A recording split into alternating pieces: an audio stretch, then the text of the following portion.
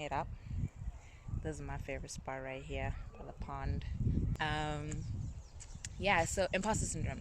First thing that comes to mind when I think of imposter syndrome is I don't know if you know the little Spider-Man meme, where like the two Spider-Mans are like staring at each other like, "You're me." Yes. And what I love about that is that usually when we have that moment of facing a new version of ourselves, right, or meeting, or coming to face a new version of ourselves, we often feel like the new version, so Spider-Man 2, let's call ourselves Spidey OG and then Spidey newbie.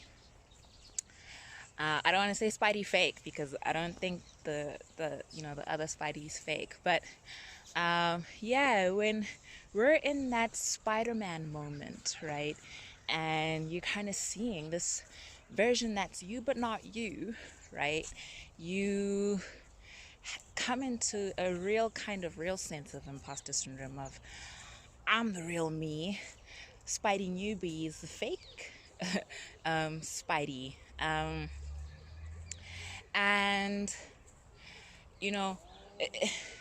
one reason why I think we kind of come to that is because knowing ourselves as a Spidey OG, right, you tell yourself, as you live, as you grow, you tell yourself a story of who you are, right?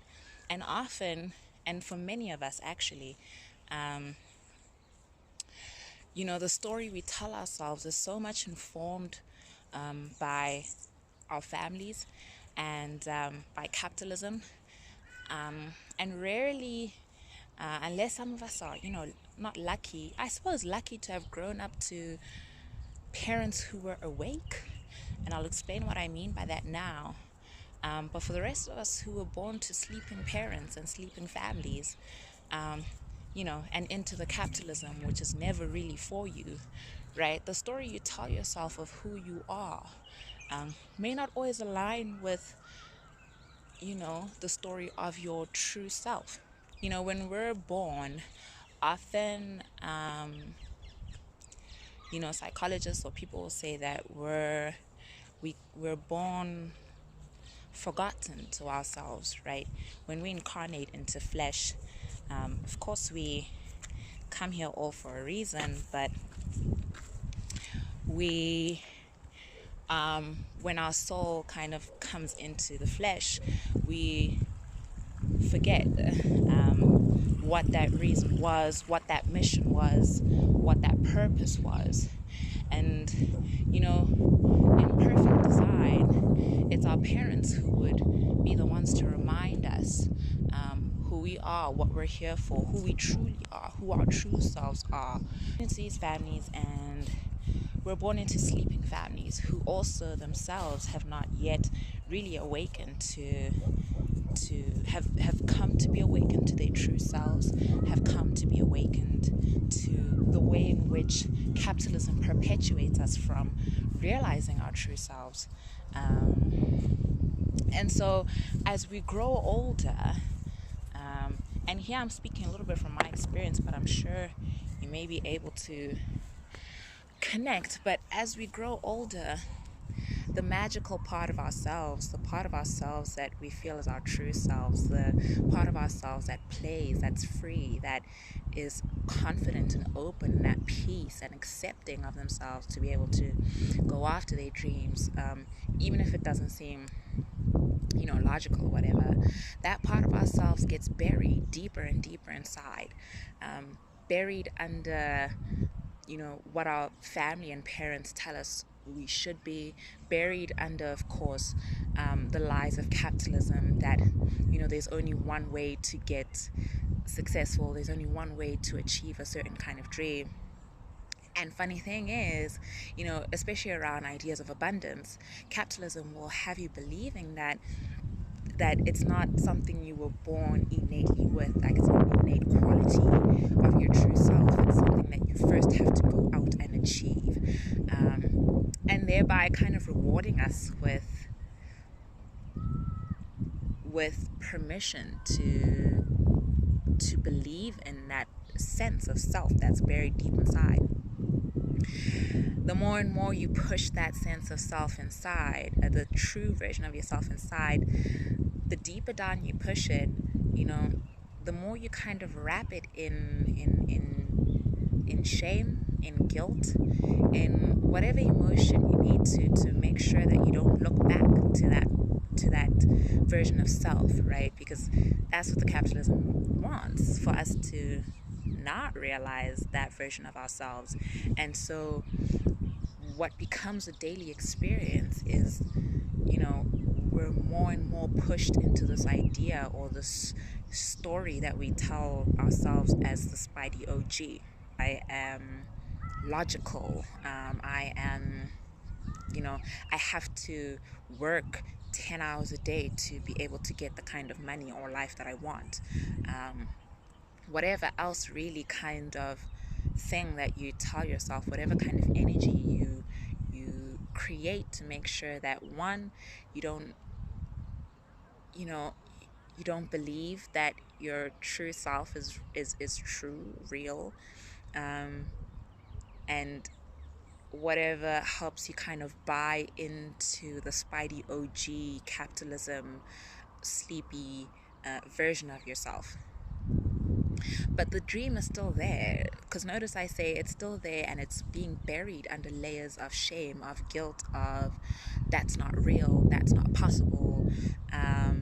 And yeah, so notice I say that it's buried under that stuff, but it's still there. As you grow, it stays there. And the more and it aches, it hurts under all of that anger, shame, rejection. That feeling of ache is your true self really just, you know, aching under being buried under all those things. And so you'll start to say, pursue a healing journey. When we get to our healing journey, right, our healing journey will kind of drive you to start to undo all those layers, right? But the more you undo those layers, the more disoriented you become, right? Let's keep walking. The more disoriented you become, the more painful it is, because one, the capitalism is designed to make it painful to reach your true self, because once you do, it has no control over you, right? When you're liberated from the matrix, it can no longer suck you for your energy and labor and time and force. So the capitalism is designed to make it painful for you to reach your true self, to make it seem as if your true self is the unrealistic version of you, the unreal version of you, the Spidey newbie, but it calls the Spidey newbie the fake Spidey. So you're doing all of this work and you're just becoming more disoriented, more in pain, more unsure. It feels like your movement is illogical sometimes, because within the capitalist matrix, right? Pursuing your dream for the sake of pursuing your dream, pursuing your true self for the sake of pursuing your true self, is illogical. In the capitalist lens, it truthfully is illogical, but you don't have to necessarily be bound to that, right? Because it's a lie. So most people kind of turn back when they feel that disorientation. Some people who've come back to that kind of cycle a couple of times push further and further and further, right? So now you've worked through literally almost every layer of shame, of guilt, of rejection. You're literally at the threshold, right, of meeting your true self and accepting your true self, right? So you open the door, and there it is. It's you, Spidey OG, the person you've told yourself you are, the person you're familiar with, the person you've known in a more tangible sense for much longer, right? And then you open the door and meet Spidey Newbie. Spidey Newbie looks exactly like you. The only difference between Spidey Newbie and you, Spidey OG, is that Spidey Newbie is the version of yourself you've always known you are, the version of yourself you've always known you can be, right? So that's the person with the job, or the person pursuing the dream, the person taking a chance of themselves, the person who is no longer someone's friend, someone's lover, someone's whatever, right? Whatever the force of change is in your life at that time, whether it's a new job, whether it's a change of relationship, whenever that kind of turn of change comes, you step into a new version of self, right? But you're so unfamiliar with this new version of self, you can't help but think that Spidey Newbie is Spidey fake and you're Spidey real.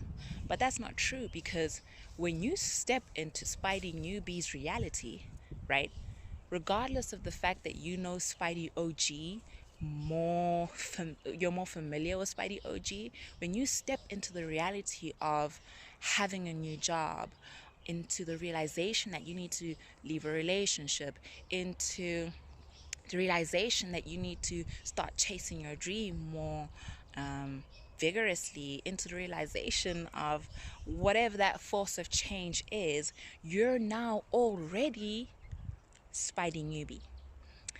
You just haven't accepted it yet because it feels so unfamiliar. And that's where really the power of radical self-acceptance it shows itself, right? When you meet Spidey Newbie, who's actually you, the true OG, not the capitalist OG, the OG, Spidey OG, or the story that you've told yourself of who you are. When you meet your new self, right, you really have to do the work of radically accepting that new version. Not because it's unreal, but because that's the work it takes to nurture a new version of self, a new version of personality. That's what it takes to really overcome that imposter syndrome. It's about realizing that the sense of self that you feel familiar with, that you know you've told yourself you are, is no longer there truly, right? Once you stepped into the reality of Spidey Newbie, you're no longer that old version of self. Yes, it's the version of self that still fills your mind, but that version of self is gone. You are the person with the job. You are the person with the dream. You are the new divorcee. You are that girl who doesn't stay where it doesn't feel good. Even if that version of self really only starts as a thought, right? It doesn't always have to be an external reality. But you are already that new version, and you have to do the work of nurturing that new version. And it's really about radical self-acceptance, because that means that opens you up to releasing the story of who you told yourself you were, right? To be able to open up and accept the abundance of this new version of self. That new version of self is the realest you'll ever meet. More real than the person you've told yourself you are up to the point of this new reality. And it's all about really just realizing that you're already in the reality of Spidey Newbie. You are Spidey Newbie. Spidey Newbie's been you. Spidey Newbie is the actual OG, the one that you know, were never reminded about because the capitalism is invested in making sure you don't remember that, and that people around you don't remember that. So when I say we're born to sleeping parents, is not to say that our parents are somehow inadequate in any way, but the capitalism is invested in making sure that we never really get to our true selves, because it banks on that energy, it banks on our fatigue, it banks on us never actually reaching the version of ourselves that is free from the capitalist hold. Damn, I know I went in. But I hope you got a sense of really what it is I'm saying here, and that you're able to take something away from it. Um, you will embrace that new version of yourself, right?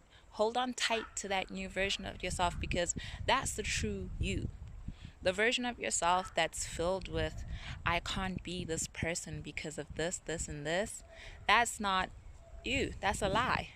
And the more and more you get closer to your healing, the more and more you pursue that inner sense of self that the capitalist will tell you, or the capitalism will tell you, is fake, is illogical, is irresponsible to pursue, right? The louder that voice gets, the closer you know you are. And when that voice is at its loudest, baby, you have met your new self, right? And you embrace that, baby, because that's the true Spidey OG.